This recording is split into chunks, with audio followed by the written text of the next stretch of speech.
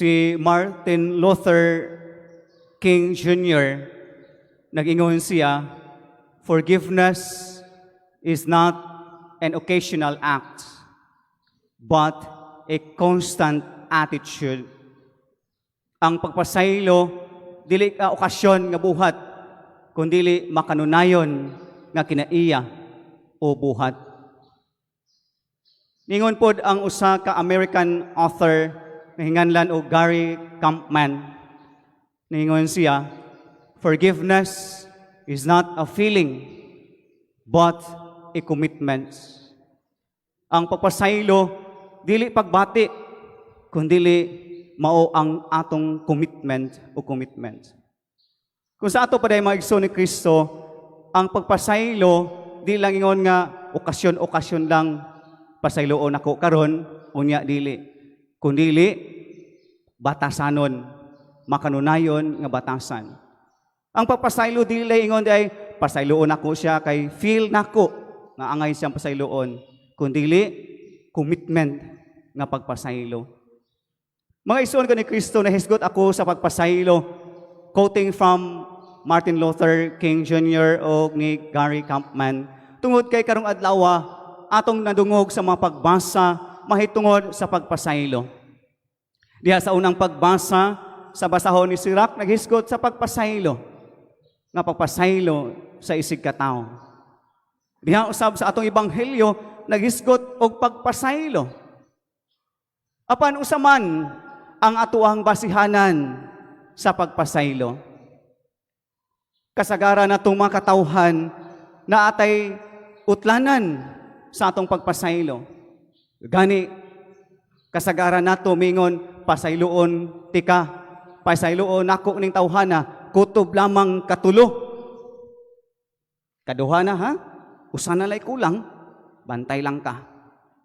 O gani kasagaran nato. Pero, unsa may human standard of forgiveness? Unsa man gyud utlanan sa pagpasaylo? Tawhanon nga pagpasaylo. Si Pedro, mingon siya, Ginoo, o magtutudlo. Kapila man ako pasayloon, ang tao nga nakasala kanako, kapito ba? Atua, katulo.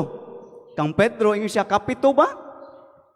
Siguro, muna yung human standard or Peter's standard of forgiveness, kapito. Pero kasagaran nato, maglisod gyud ta og kapito.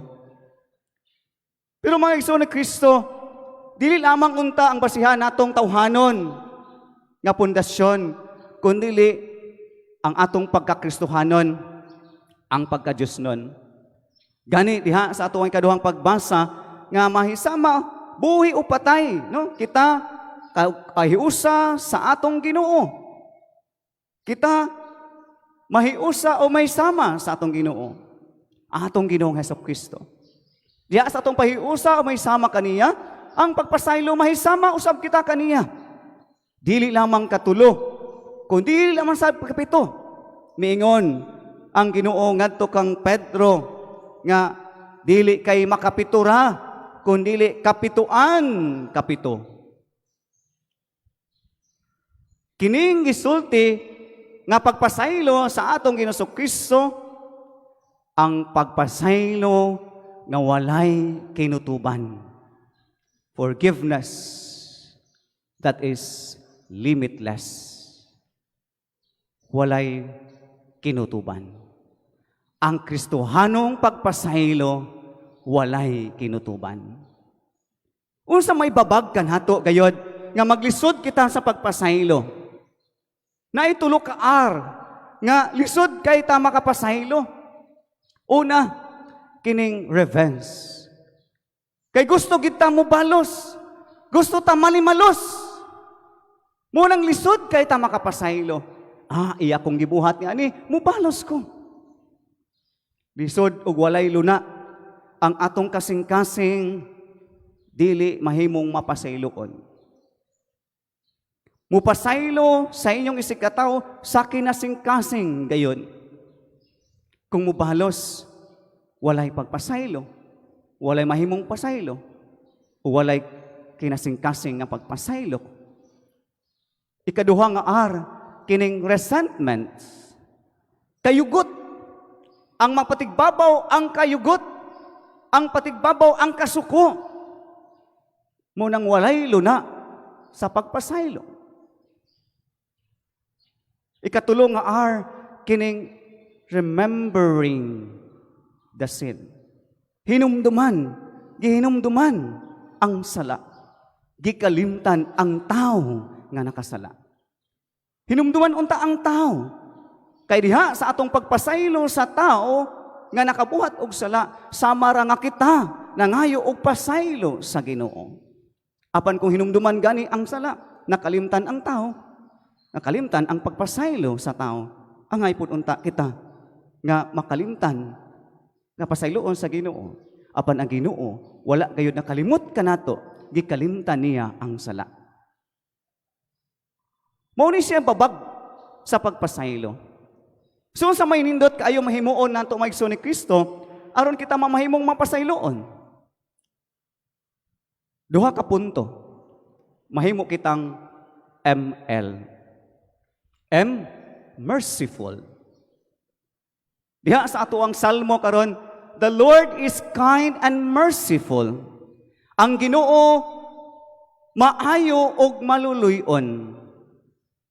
Niingon ang atong mahal nga Santo Papa, Pope Francis, mercy is the very foundation of church's life. Ang pagkamaluluy-on mao'y hingpit nga pundasyon sa kinabuhi sa simbahan. Kung mahimo kitang maluluy-on, mahimo kitang mapasayloon. Gani diha sa atong ebanghelyo sa sambingay sa atong Ginoong Kristo nga iyang gisulat ni Ebanghelista Mateo nga ang agalon nakapasaylo sa sulugoon kay nangayo og nagpakiluoy siya. Miluhod siya og nagpakiluoy.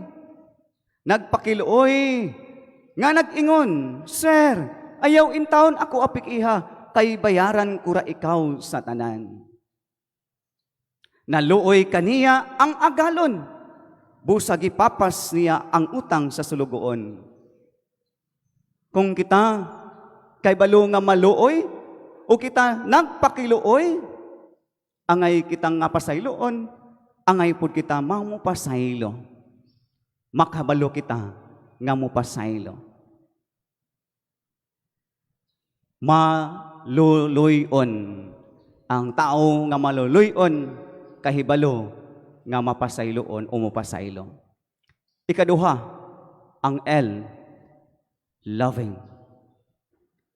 Mahigugmaon.